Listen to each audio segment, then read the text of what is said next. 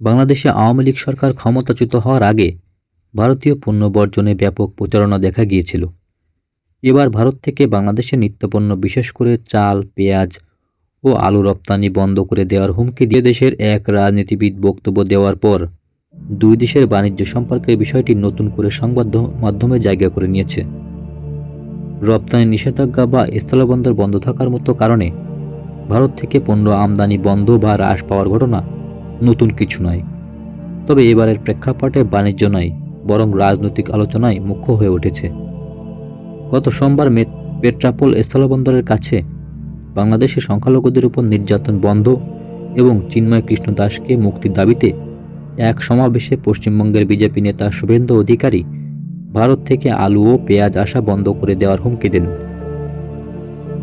এতে আগে থেকে আলোচনা থাকা এই ইস্যুটি নিয়ে সামাজিক মাধ্যমেও তর্ক বিতর্ক বাড়ে। এদিকে বাংলাদেশের অর্থ উপদেষ্টা সালেউদ্দিন আহমেদ বলেছেন, ভারতের রাজনৈতিক বক্তব্য যাই হোক, তাদের ব্যবসায়ীদের স্বার্থও দেখতে হবে, যে কারণে বাণিজ্যিক সম্পর্কের প্রভাব পড়বে না বলে মনে করেন মিস্টার আহমেদ। ভারত থেকে সর্বশেষ অর্থ বছরে বাংলাদেশের আমদানির পরিমাণ প্রায় $11.5 বিলিয়ন। তথ্য ভারতের বাণিজ্য মন্ত্রণালয়ের। বাংলাদেশের রপ্তানিকারকদের তালিকায় চীনের পরেই দেশটির অবস্থান, কিন্তু উল্লেখিত তিন পণ্য আলু, পেঁয়াজ ও চালের ক্ষেত্রে ভারতের উপর আদতে কতটা নির্ভরশীল বাংলাদেশ? চলুন বন্ধুরা, সে বিষয়ে আজকের ভিডিওতে আমরা জানার চেষ্টা করব।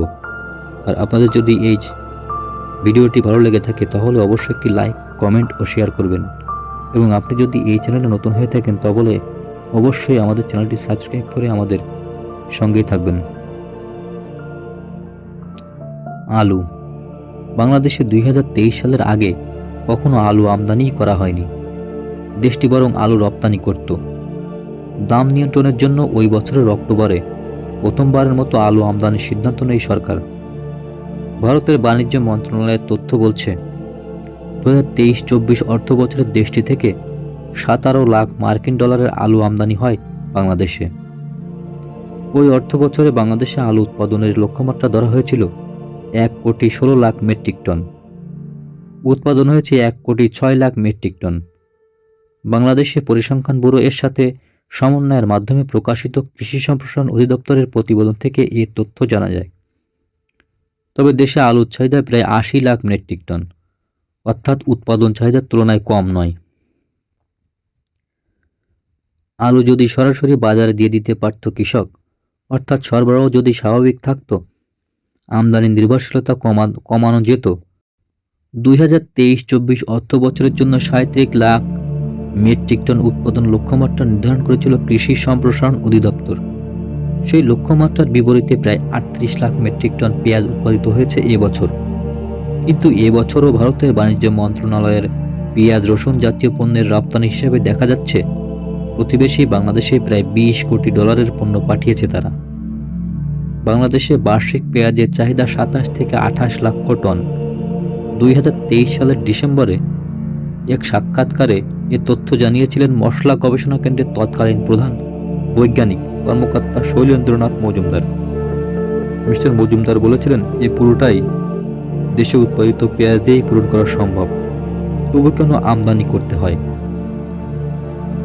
কৃষি অর্থনীতিবিদ হাসনিন জাহান বলেছেন, পেঁয়াজের বেলায় প্রজেকশন ঠিকমতো করা যায় না, অর্থাৎ পূর্বাভাস ঠিকমতো করা যায় না। কৃষক হয়তো এক বছর দাম পাচ্ছে না, ফলে পরের বছর কম চাষ করে, কিংবা এক বছর দাম বেশি পেলে পরের বার চাষের পরিমাণ বাড়ে।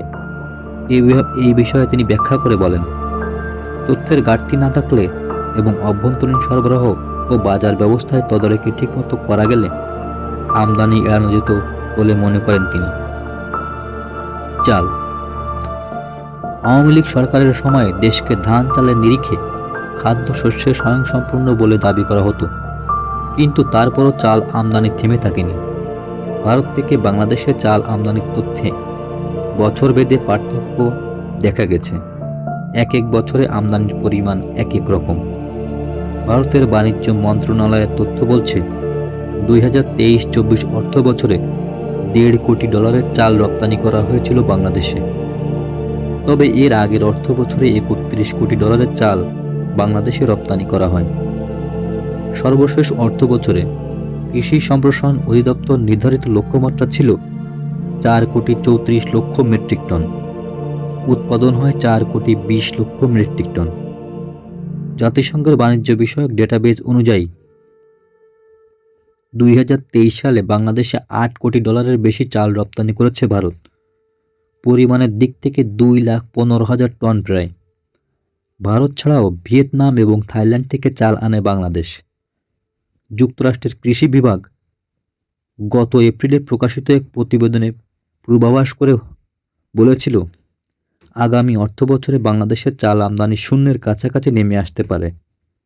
চলতি বছর বোরোর ভালো ফলন এবং আউশ আমনের পরবর্তী মৌসুমের কথা বিবেচনায় নিয়ে সংস্থাটি বলছে 2024-25 অর্থবছরে 50,000 মেট্রিক টন চাল আমদানি করতে পারে দেশটি। বোরোর ভালো উৎপাদনের কথা উল্লেখ করে কৃষি অর্থনীতিবিদ হাসনির জাহান বলেছেন, সমস্যাটা হয় ডিস্ট্রিবিউশন পর্যায়ে। মজুতদারি থেকে সরবরাহ ব্যবস্থা মজুত করা গেলে চালের মূল্য বৃদ্ধি বা যোগান সংকট মোকাবেলা করা সম্ভব বলে তিনি মনে করেন। তো বন্ধুরা, আপনারা কি মনে করেন? বাংলাদেশ কি ভারতের উপর নির্ভরশীল? চাল, পেঁয়াজ এবং আলু যে নিত্য প্রয়োজনীয় 3টি জিনিস রয়েছে, সেখানে বাংলাদেশ কি ভারতের উপর নির্ভরশীল, নাকি এই সব পণ্যে বাংলাদেশ স্বয়ংসম্পূর্ণ হতে পারবে ভবিষ্যতে? তো আপনারা আপনাদের মূল্যবান বক্তব্য কিংবা মন্তব্য জানিয়ে অবশ্যই কমেন্ট করবেন। ধন্যবাদ সবাইকে।